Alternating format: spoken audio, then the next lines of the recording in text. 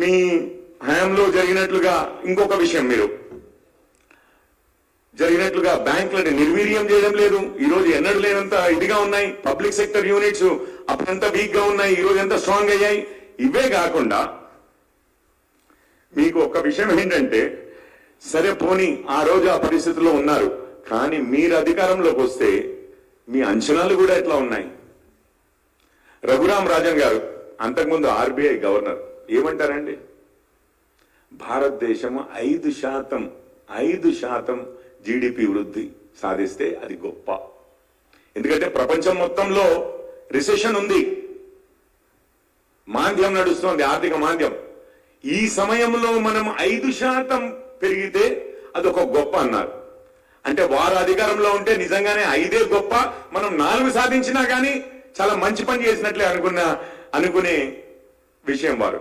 మనం ఈ సంవత్సరం ఎంత సాధించాము? 8.2% సాధించాము. వారు అన్నదానికన్నా 60% ఎక్కువ, 60-65% ఎక్కువ. భారతీయుల మీద మీకున్న నమ్మకము, అసలు భారతదేశము అత్యంత వేగంగా ఎదగాలి అని అంటే ఆ ఉన్న హోప్ కూడా లేదు మీకు. మీ గోల్సే 5కు చేస్తే చాలు, 5కు చేస్తేనే గొప్ప అనే రకం మీరు. శామ్ పిట్రోడా గారు రాహుల్ గాంధీకి అడ్వైజులు ఇచ్చేవారు, వారి గురువు. వారేమంటారు, మేమొస్తే ట్యాక్సులు పెంచుతామంటారు, మేమొస్తే పునర్విభజన చేస్తాము ఆస్తుల్ని అంటారు. మీ దగ్గర ఉన్నది తీసుకుని ఇంకొకరికి ఎవరికో ఇస్తామంటారు. మోడీ గారు చెప్పారు పిల్లలు ఎక్కువ ఉన్న వారికి, ఎందుకంటే వీళ్ళు సిటిజన్షిప్ ఇది కూడా నేషనల్ రిజిస్ట్రీ ఆఫ్ సిటిజన్షిప్ కూడా యాక్సెప్ట్ చేయట్లేదు. చేయబట్టి ఎవరైనా బయట నుంచి వచ్చిన వాళ్ళు ఉన్నారు, గుస్బైటియో అన్నారు మోడీ గారు, వాళ్ళు కూడా వాళ్ళు పౌరులా కాదా అని మీకు తెలియనప్పుడు వాళ్ళకు కూడా వెళ్తారు కదా మీ ఆస్తి. ఆ విధంగా మీరు పంచుతామన్నారు. మరి ఎందుకు భయపడరండి? మీరు అధికారంలోకి వస్తున్నారు అంటే 30 లక్షల కోట్లు ఒక రోజు విలువ పడిపోయిందంటే ఎందుకు పడదనుకుంటున్నారు? వస్తే ట్యాక్సులు పెంచుతామంటారు, వస్తే 5% భారత ఆర్థిక వ్యవస్థ పెరిగితేనే గొప్ప అంటారు, వస్తే పునర్విభజన చేస్తామంటారు, ఆస్తుల పునఃపంపకం చేస్తామంటారు, ఇప్పుడున్న వాళ్ళ దగ్గర నుంచి తీసుకుని ఇంకొకరికి ఇస్తామంటారు. ఎందుకు తగ్గదండి? దీనికి మళ్ళీ ఒక జేపీసీ మీరు ఎందుకు అడుగుతున్నారో కూడా మాకు క్లియర్ గా తెలుసు. అంతకుముందు అదానీ కంపెనీల మీద హిండెన్బర్గ్ రిపోర్ట్ ఇచ్చినప్పుడు మీరు ఎందుకు జేపీసీ అని అడిగారో, మీరు ఎందుకు హిండెన్బర్గ్ నే ఎక్కువ నమ్మారో మాకు తెలుసు. ఈ రోజు కూడా మీరు ఏం చేయదలుచుకుంటున్నారు అంటే, గత 10 సంవత్సరాల్లో ఎన్నడూ లేని విధంగా ఫారిన్ డైరెక్ట్ ఇన్వెస్ట్మెంట్ ఇండియాకి వస్తుంది. మీకు తెలుసో లేదో, 2022లో $84 బిలియన్. మనం అప్పటి వరకు 7 సంవత్సరాలు ప్రతి సంవత్సరం అంతకుముందు సంవత్సరం కన్నా ఎక్కువ, ఈవెన్ కరోనా సమయంలో కూడా అంతకుముందు సంవత్సరం కన్నా ఎక్కువ విదేశీ పెట్టుబడులు వచ్చాయి ఇండియాకి. విదేశీ పెట్టుబడులు రావడము, మీకు ఇంకొక విషయం, నిన్ననే 15 కోట్ల మంది డిమాట్ అకౌంట్లు అండి, అంటే షేర్లలో ఇన్వెస్ట్ చేసే వారి సంఖ్య దేశంలో 15 కోట్ల మందికి దాటింది. ట్యాక్సులు కట్టే వారి కన్నా ఎక్కువ ఉన్నట్టున్నారు, ఎందుకంటే రైతులు కూడా వారికి ఇన్కమ్ ట్యాక్స్ లేదు చేయబట్టి వారు కూడా డిమాట్ అకౌంట్లు ఓపెన్ చేయబట్టి.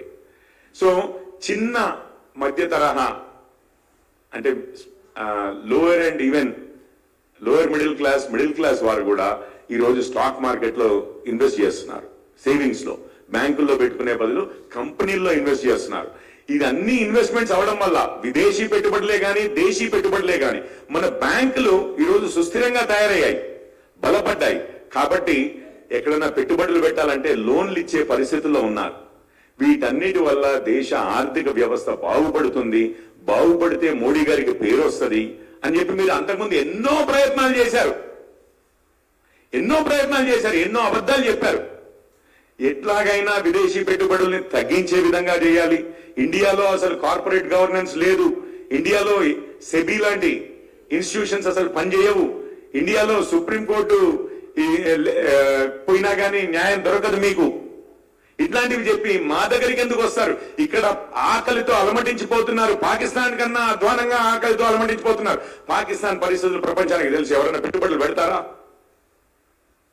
పెడతారా అండి? పాకిస్తాన్ కన్నా అధ్వానంగా ఇక్కడ ఆకలి మంటలతో ఇదైపోతున్నారు, ప్రజలు అలమటిస్తున్నారు. ఆఫ్ఘనిస్తాన్ కన్నా అధ్వానంగా ఉంది. ప్రెస్ ఫ్రీడమ్ మాకు ఈ ప్రపంచంలో అసలు అన్నిటికంటే వర్స్ట్ ఉంది. ఇట్లాంటి నరేటివ్స్ ను మీరు కంటిన్యూస్ గా చేస్తూనే వచ్చారు. అది మోడీ గారి మీద ద్వేషము దేశం మీదనే ద్వేషంగా క్యాన్సరస్ గా మారిపోయింది. మీ మోడీ గారి మీద ద్వేషము ఈరోజు దేశానికి నష్టం జరిగినా పర్వాలేదు, కానీ మోడీ గారు మాత్రం తక్కువగా చిన్న చూపు అనేది. ఇది మీ ఆలోచన అప్పటి నుంచి ఉండింది, ఈ రోజు అదే నడుస్తోంది. కానీ రాహుల్ గాంధీ గారికి ఒకటి విషయం నేను చెప్పదలుచుకున్నది. మీరు ఏదైతే 30 లక్షల కోట్లు పడిపోయిందన్నారో, నెక్స్ట్ 2 days లో ఎప్పుడైతే మోడీ గారు మళ్ళీ అధికారంలోకి వస్తున్నారు, సుస్థిరంగానే నడుస్తుంది, అవే పాలసీస్ కంటిన్యూ అవుతాయి అని చెప్పగానే మళ్ళీ మార్కెట్ లేచిందండి. మీరు సరే, ఇక కాంగ్రెస్ వరకు మీరు ఏం చేసుకుంటారో మీ ఇష్టం, కానీ 2014లో 44 సాధించారు. ఇప్పుడు కొంచెం అనూహ్యమే అయినా 99కి వచ్చారు. 99 అంటే 125% ఎదుగుదల 10 సంవత్సరాల్లో. మంచిది, శుభాకాంక్షలు. కానీ మోడీ గారు దేశ ఆర్థిక వ్యవస్థని, ఈవెన్ మీకు మార్కెట్ క్యాప్ చూస్తేనేమో, మార్కెట్లో ఉన్న ఆస్తుల విలువ చూస్తేనేమో దాదాపు 300% పైగా, అట్లాగే సెన్సెక్స్ చూస్తేనేమో 200% పైగా. మీ కాంగ్రెస్ పెంచిన దానికన్నా డబల్ ట్రిపుల్ ఈ రెండింటిని పెంచారు. ఆర్థిక వ్యవస్థని అత్యంత వేగంగా, మీరు కలలో ఊహించని విధంగా, మీరు 5 లిమిట్ అనుకున్నారు, 8.2 ప్రపంచంలోనే అత్యంత వేగంగా పెరుగుతున్న ఆర్థిక వ్యవస్థను చేశారు. మీరుగా ఈ విషయాలు